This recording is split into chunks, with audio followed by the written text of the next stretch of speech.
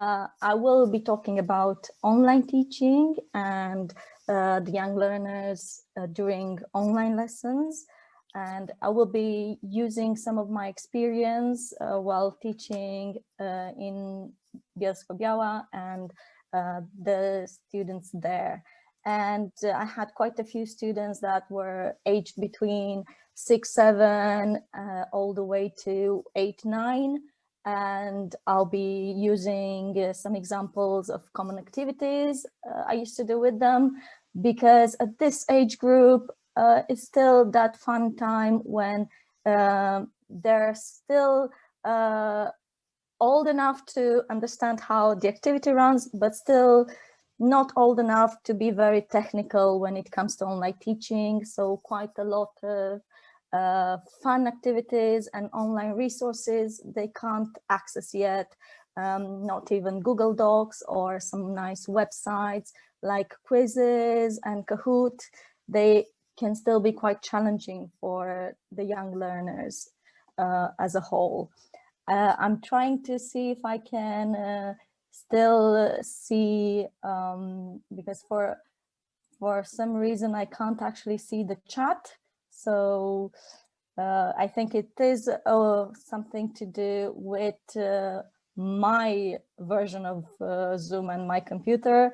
So for some reason, I know we're trying to, I know you're probably writing to me, but I'm not sure what I did. It might be in the panel. It might be in the panel, either at the bottom of the screen, Alex, or on top. Yeah. Yeah. It will start flashing when there's a new message. So yes, because apparently I can't actually see anything else except for the presentation. But I will get back to the chat as soon as we get to it. Mostly because I do want to ask everyone here, what was your favorite activity and what is your favorite activity in a face-to-face class of young learners about those ages, 6, 7, 8, 9 years old? What was your favorite activity? And here you can write in chat, which I still can't open, so I will stop sharing for a few seconds. Maybe I can tell you what. Yes, or maybe, I'm back. Yeah. Yes. Oh, Chinese Whisper. Oh, I like that one.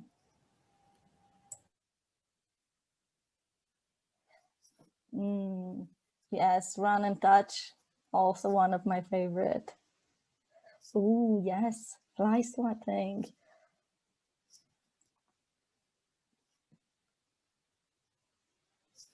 Memory games. Yes, I see. Charades. Yes, charades is quite nice. The magic box. Yes, I like that one, Elmira. Quite nice.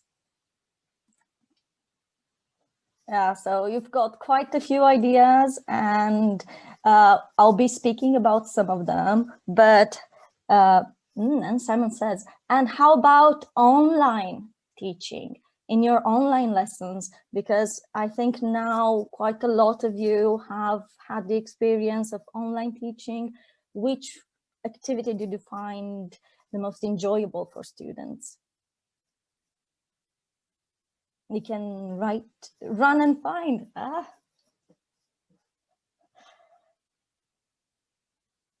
Yeah. Oh, flashcard stamping. That's a new one. Yeah, so still the flashcard games and the drawing games, because we should use all the technology we can see. Spot the difference, Louise. Yes, because we've got the computers now, and with all the technology, we can adapt and see how it is. Yes, drawing is the one thing we can still do online and still have quite a lot of fun with it. Okay, so yep, this is pretty much some of the ideas we'll be talking about. So I did choose young learners because it is the one age group which basically gives you the opportunity to go through quite a wide range of experiences, from uncertainty when you're planning and not knowing how your lesson will go, to basically sheer panic during the lesson because you have no idea what things happen when an activity goes wrong and how you can manage the classroom. And then you can switch to pure joy that the activity is going so great, and quite a lot of confidence at the end of the lesson when things have gone so well, and you feel quite confident as a teacher because you've managed to accomplish quite a lot of goals in just a lesson. And then the lesson is finished and you have to start it all over again for the following lesson. So it just, for me, for example, it challenges me a lot to become a better teacher, because I know young learners are always so demanding and you have to plan quite a lot to make sure that your lesson is good. But I don't know about you, but I also feel very rewarded, especially at the end of 1 year, and you see just how much your students have progressed from where they were at the beginning of the year. And quite a lot of my groups, they were at a pre-A1 level, so they were beginners or quite basic users of English. So it was quite rewarding to see how much they can accumulate in terms of knowledge and in terms of speaking ability in just a few months. Because as they say, young learners are sponges, so anything they hear, they will remember it in a little bit. And going online after a few months of face-to-face teaching and setting up rules and trying different activities and finding your pace with your groups, we go online. So there's this whole physical distance. And with young learners, there's a lot about being there to support them and providing them with a lot of scaffolding, a lot of support, being in the classroom and going around to see what they're doing whenever they're doing a more challenging activity. And online, all that kind of goes away because there's a computer between you.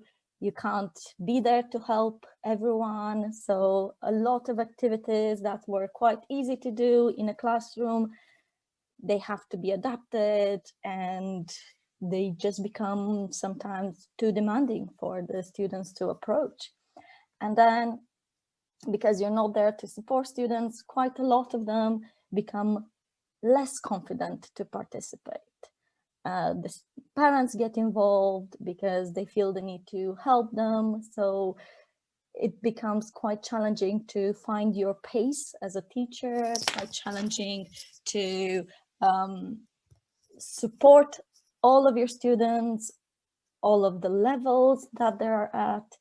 And then from the students' side, they tend to become quite reticent, quite shy when they're 6 years old and they're placed in front of a computer and they have to meet their teacher for the first time.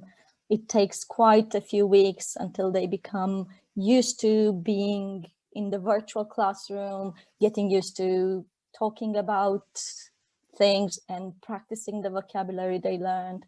And then it gives you as a teacher more work, because you have to constantly work to get students to use the vocabulary they already know, the vocabulary you are trying to teach them in the online lessons. So you have to become quite creative. Sometimes you have to encourage them quite a lot to get them to speak, to get them to use the words they already know, because there are quite a lot of other activities you can't do very well in your online lesson. So I am going to ask you again, how about you?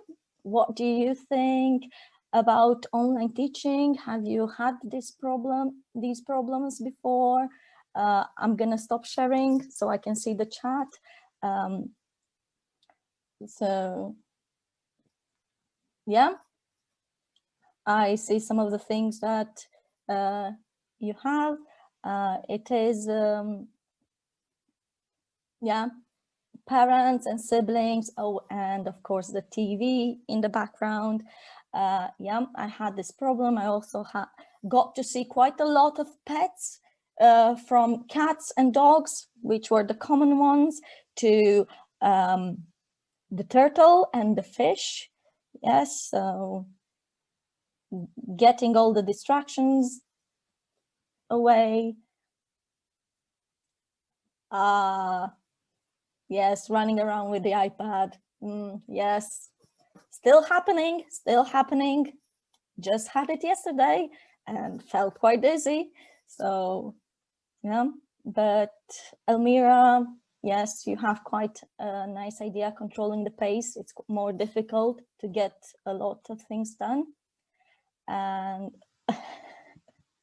yes, quite some awkward moments as well.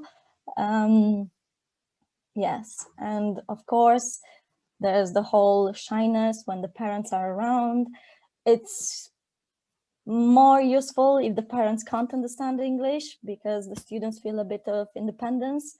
But when the parents do understand English, also the children feel the possibility that they can always ask their parents, what's that word? How do I say that? And yes, cameras and microphones off. Luckily, with the very young learners, they just don't know about this rule. They just leave it on. They haven't discovered all of that. Yes, when they get over 10, yeah, you can't actually see them a lot. Yeah, so yes, so setting up the rules, it's always a good thing from the beginning of online lessons. And yeah, so competitive parents, yeah, so doing games with students online, it is quite challenging. So yeah, quite a, yeah, and it's true, as teachers and as the school, the students need to know from the beginning what they can do and cannot do when going online. Otherwise, it creates a lot of chaos. So I'll go back to some other ideas. And today I'll tell you about some of the very common games that you normally do in a face-to-face classroom. And some of them you've already guessed from the chat box. And I will be talking about the mystery bag, which is something that I think all of you have tried at some point of the other in your lessons, about a flashcard game, the missing flashcard, which I've done quite a lot of times in the classroom, and I really like to do it every time. One of the show and tell games, adapted for the online version of it, of course, and my most challenging activity in the online world, role playing, which takes quite a lot of time when you set it up in the classroom, but when you go online, it can get you on the brink of having a nervous breakdown, just trying to wrap your head around how to plan it efficiently and how to do it when everyone is in a different place. So I'll start with the first one, which is the mystery bag or the mystery box, which is quite easy to do. And I know in the classroom, I had quite a lot of groups that love to do it, especially at the beginning of the lesson, because it's quite a nice lead in, and it gives the opportunity for the students to reactivate all their knowledge, to remember the vocabulary they learned in the previous lessons. They just settle down and they settle into the classroom environment. So it's quite a nice activity for the beginning of the lesson. But it can also be a nice activity for an online lesson. So I'll go back so you can see me, and let's see if you can guess what's in the mystery box. Yes, I'm not sure you can see me. Yeah? You, yeah. Yep. So yes, this is my mystery box. It's you can see even the box is very winter themed, and yes, give it a shake so that the students would know there are things hidden inside. And this is quite a nice activity for the beginning of the lesson, while you're waiting for all your students to connect to the lesson, and just get them to use some of the vocabulary they learned. And yes, it's definitely not money, too many coins to find, to put in. But yes, well, when you're, depends on the topic you want to practice. You can also put money if you're doing coins. For example, if you've got a lot of candy laying around, you can just put a lot of candy and go, okay, let's see, can you guess how many candies I've got in my box? Or teddy bears, or small dinosaurs, anything. And you can do it as a contest. If you're using Zoom or any other platform, you can bring the whiteboard on and make it as a competition. How many things I have in my box. For example, I was thinking of practicing some classroom vocabulary, and there are 3 classroom stationery objects hidden in my box. And it's quite a nice way to practice asking questions as well, because once the students get used to it, you got 2 out of 3 right, Richard. Yeah, 2 out of 3. Yep. Yes, there was a pen instead of a pencil, but you did get all the other ones right. So you spoiled the whole game. No. But yeah, you can get them to practice asking questions. For example, is it small? Is it big? Is it fluffy? Is it sweet? Or is it red? So they can practice the colors. If you're doing shapes, is it square? Is it a circle? And they can get more and more involved. After a while, I had quite a nice surprise when one of the students prepared her own box, which she decorated and made at home, so they could all play the game, and they became quite independent because they were able to be the teacher for quite a little bit of the lesson. And it's quite a nice lead-in, because it's just continuing the same activity they did in the class, so they feel quite familiar with it, and they don't feel that it's such a big difference going online. So I'll go to the second activity, which is one which I think you've already guessed. It's a flashcard game, because I know when we first went online, it was quite, yes, sorry, yes, I'm just reading your message, Chris. Yes, teasing the students, yes.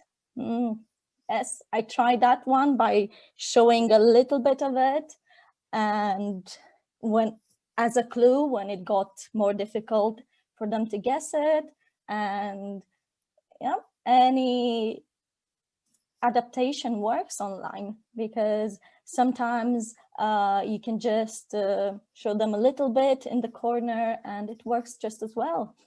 And going to the flashcards, I know I, for example, found it quite challenging when the decision was made that we're going online, thinking, how are we going to do all the flashcard games? Because before you have the flashcards, the students can just go around, they can grab the flashcards, touch the flashcards, properly play a game with the flashcards. But now going online, you basically raise the flashcards, show them the flashcard in the camera, but they can't actually interact with the flashcard. So then I decided, okay, if they can't touch the flashcard, maybe I can use the technology to do something different. And this was quite easy to do, because I was doing a lesson about family with one of the books used with the pre-A1 group. They were 6 and 7 years old, and they were learning the members of the family, which you see on the screen. And of course, it's quite easy: mom, dad, sister, brother, uncle and auntie, and grandma and grandpa. So quite easy to guess them. A lot of the children already know them, so it's quite easy for them to practice them. Yes. Yes, we don't want to mute them, but once they practice and once you introduce the flashcards and a new vocabulary in a classroom, you usually play a game with the flashcard. So online, I decided the easiest game to actually plan and introduce would be which is the missing flashcard, which using the technology and PowerPoint was quite easy to do. So let's give it a try. What's the missing flashcard? And write it in chat. What's the missing flashcard, guys? Ideas? Ah, well done, Richard. You are very fast. It is sister. It is. We haven't learned daughter yet, Elena. Only sister. But yes, you're almost there. You're almost there. Almost there. You're still doing great. But that's a very nice word. See, everyone? Quite a nice word. Yes.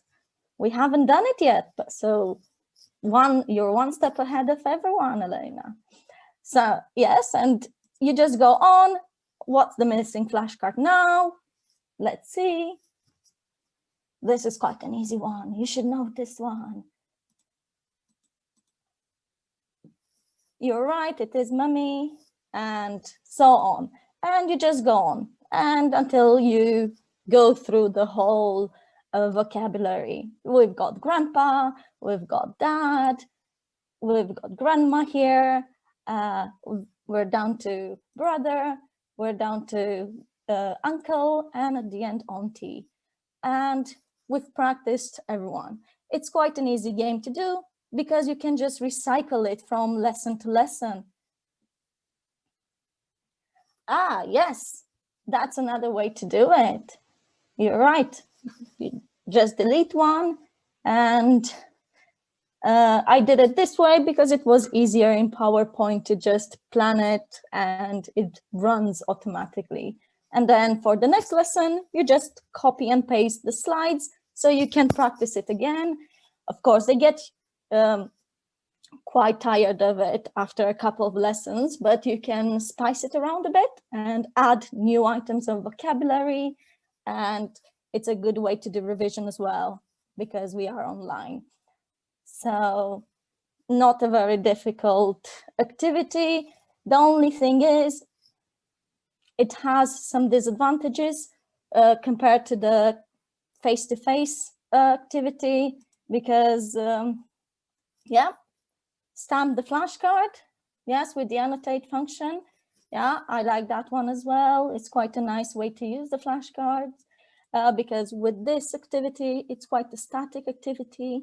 And when the students are using smartphones or even tablets, it may be quite difficult for them to see what the flashcard is because they tend to appear quite small. So it creates quite a lot of strain on their eyes. And again, they're not moving around at all. So it has to be quite a limited activity so they would be able to move around a bit. But then we go to moving around. And when we're moving around, that means we can run around the house. And this is the part where we can use whatever is around them and make sure that they move a bit to make it more interactive, which is basically find something that looks like this. And with one of my groups, we were doing the rooms in the house. And as you can see, I think you might remember this book. It's from Superminds.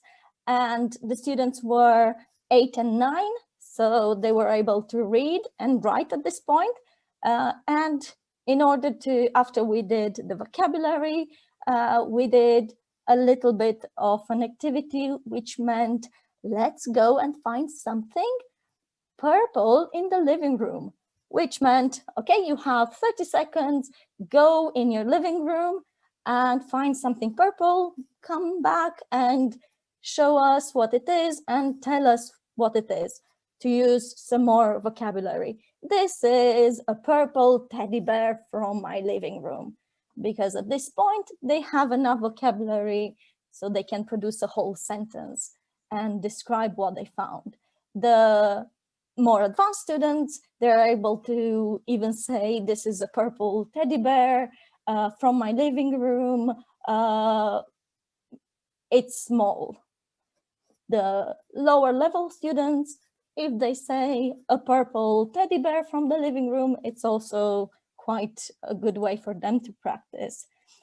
Yes, say hello to the toilet. So quite a lot of ways to use it, which means they get to run around a bit and they're more active in the lesson. And it's a good way to balance introducing the vocabulary, which means them sitting down and going around. And we go on with find something red in the kitchen, something green in the bedroom, something blue in the bathroom, and so on. And you can just adapt it depending on the lesson. Yes. And now we get to the last activity, role playing. I don't know about you, but I was about, I think, 4 weeks into online teaching, and I opened the student book and had quite a nice read. Oh, it's a story. It's so nice. We're going to listen to the story. It's beautiful. I can do so much with the students. We're going to listen. We're going to practice a bit what they say, describe the photos. It involves food. It involves spaghetti. Everyone loves spaghetti. And then the lesson finishes, and I turn the page to the next lesson. And I see, oh, the story continues. There's a lot of spaghetti. It means listening, numbering the pictures, a bit of creativity, and then I read what comes next. Plan how to act out the story. And it was the first time I was like, okay, online teaching, role-playing in the online classroom, this is never going to work. And I just decided, yeah, I'm not going to do it. It can't actually work. And then I spent some time thinking, maybe it can work. I mean, it does involve a lot of setting up, but doing it in the classroom, it involves a lot of setting up because you need props, you need to encourage students and involve them. They are 6 and 7, this group, the ones that I had the role play with, and they could do it. I was quite confident with a bit of a setup, they could do it. So I can't show you how it turned out, but needless to say, there was a lot of craziness that lesson. But just use whatever students have. They have all the props you need in their own house, or they can make it out of paper. It was about spaghetti. Of course, they found spaghetti in their house. And just involve some members of the family. The whole topic was about family. So they all had with them in the house a mom, a dad, a sister or a brother, grandma or grandpa, of course the cat couldn't miss from the whole lesson, and just get them to suggest things you can expand the story. I mean, someone at the end of the story could come and save the family. They like it when they get a little bit involved, just like Richard said before me. You give them the independence to help plan a bit. And then if it goes off the script, don't worry, just make sure you explain to the parents, it is a story, it is a game. Chaos has not taken over the classroom, so everything is fine. So with this, there were only 4 activities I talked about. There were quite a lot of them. I'm trying to stick within the time, so hopefully that will leave us some time for questions. If you want to contact me, you've got my email address on the screen, and I'll go to the chat now so we can talk about things or answer some questions. I will go out of the presentation so I can fully see the screen. And yeah, if you have any questions or maybe ideas of activities that you have tried in your classrooms when going online and you found that they are really, really great to use, please feel free to write them in chat